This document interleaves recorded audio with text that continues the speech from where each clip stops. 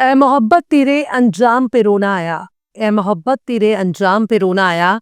जाने क्यों आज तेरे नाम पे रोना आया। सलाम, नमस्ते, सत श्री अकाल। मैं हूं आपके साथ हर्षिता मिश्रा और आप देख रहे हैं टाइम्स मेल। कतर की राजधानी दोहा पर कतर के ही जिगरी यार ने हमला कर दिया, जिसके बाद क्या सऊदी अरब, क्या तुर्की, क्या लेबनान, क्या सीरिया, क्या जॉर्डन और क्या मिस्र, तमाम के तमाम अरब ममालिक और तमाम के तमाम मुस्लिम ममालिक खौफ के मारे कांपने लगे।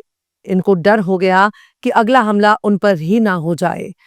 इन्होंने जिस अमेरिका के सबसे बड़े प्रॉक्सी इजराइल को बहुत भोला भाला मासूम सा बच्चा समझा, वही बच्चा अब इनके ही सर पर खड़ा होकर पेशाब करने लगा।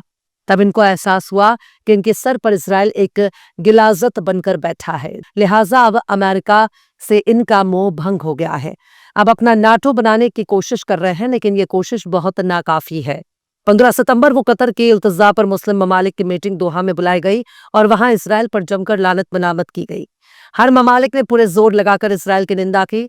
सऊदी अरब ने निंदा की, तुर्की ने निंदा की, पाकिस्तान ने निंदा की, कतर ने खुद निंदा की, लबनान ने निंदा की, जॉर्डन ने निंदा की, सीरिया ने निंदा की। यानी जितने भी ममालिक थे उन सब ने दिल खोलकर निंदा की, क्योंकि जिसके पास जो चीज है वो उसी का इस्तेमाल कर सकता है।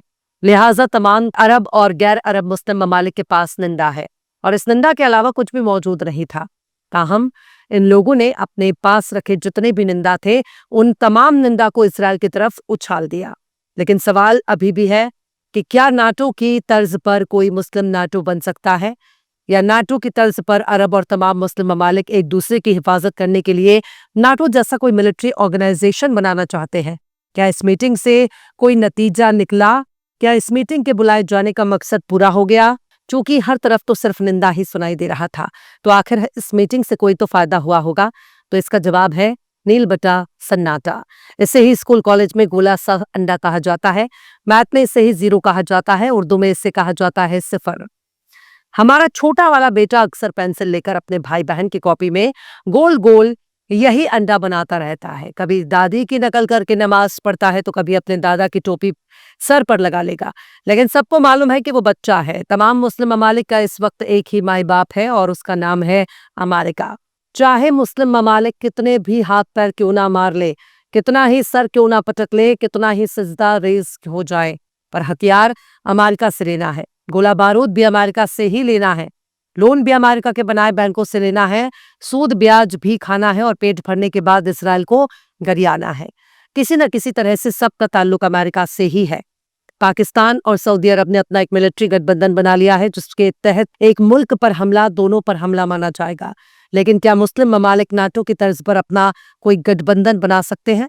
तो उसका जवाब है हाँ, बना तो सकते हैं, लेकिन सबसे पहले अपने बीच की दरार को खत्म करना पड़ेगा।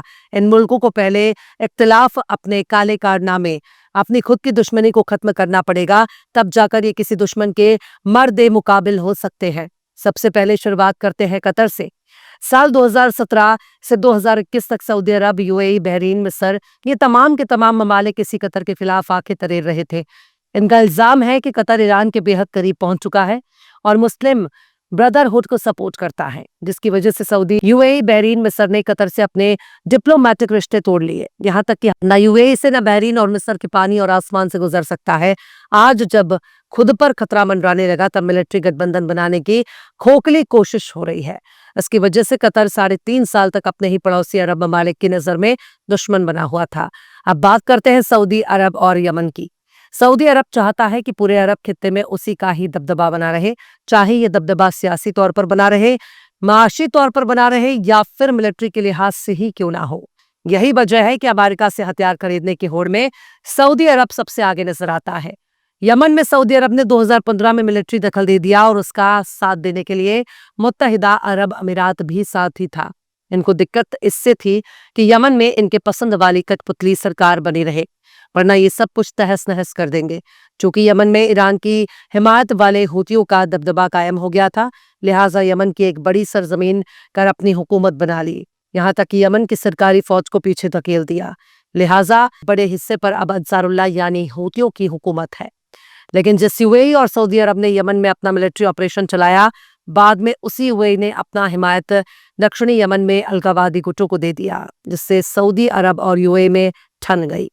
दोनों के बीच अपने अपने फायदे को लेकर टकराव होने लगा। अब बात करते हैं मिस्र बनाम तुर्की और कतर की।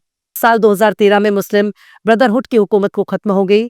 वहां मोहम्मद मुर्सी की हुकूमत थी और मोहम्मद मुर्सी की हुकूमत हटाए जाने के बाद से अब तक मिस्र अपनी इज्जत, आबरू, सब कुछ इजराइल के पैरों में गिरवी रख चुका है।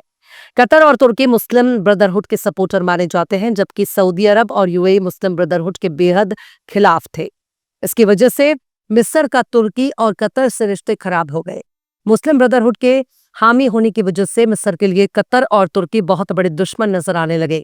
अब बात करते हैं लीबिया की, जहां कर्नल मुअम्मर गद्दाफी की हुकूमत हुआ करती थी, जिनके दौर में लीबिया को एक बड़ी ताकत के तौर पर उभरने लगा था।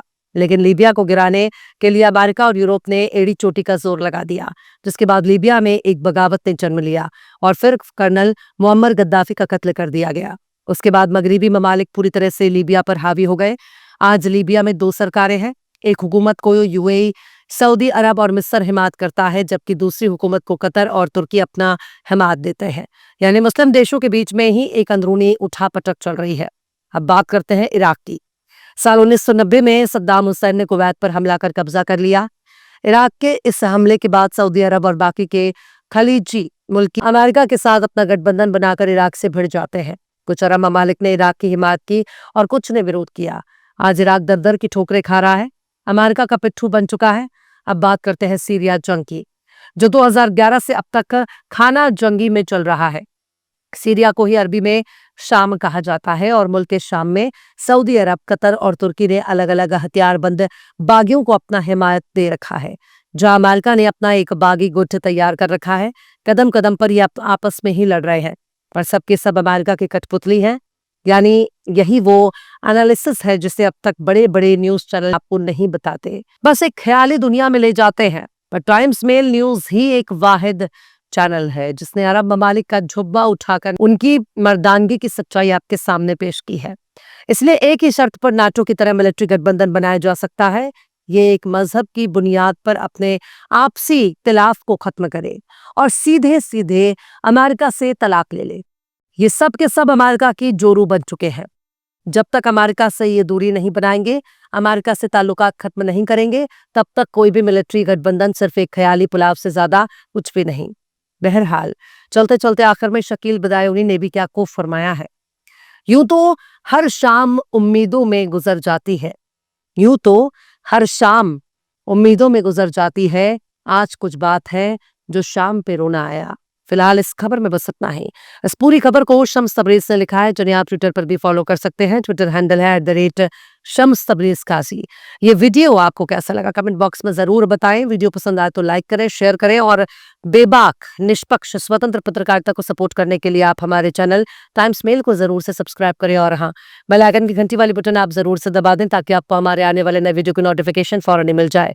फिर मिलता है किसी और वीडियो में एक नई खबर के साथ। हर्षिता मिश्रा को दीजिए इजाजत। जय हिंद। अगर अभी तक आपने हमारे चैनल टाइम्स मेल को सब्सक्राइब नहीं किया है तो जल्दी से सब्सक्राइब कर दें और बेल आइकन भी प्रेस कर दें।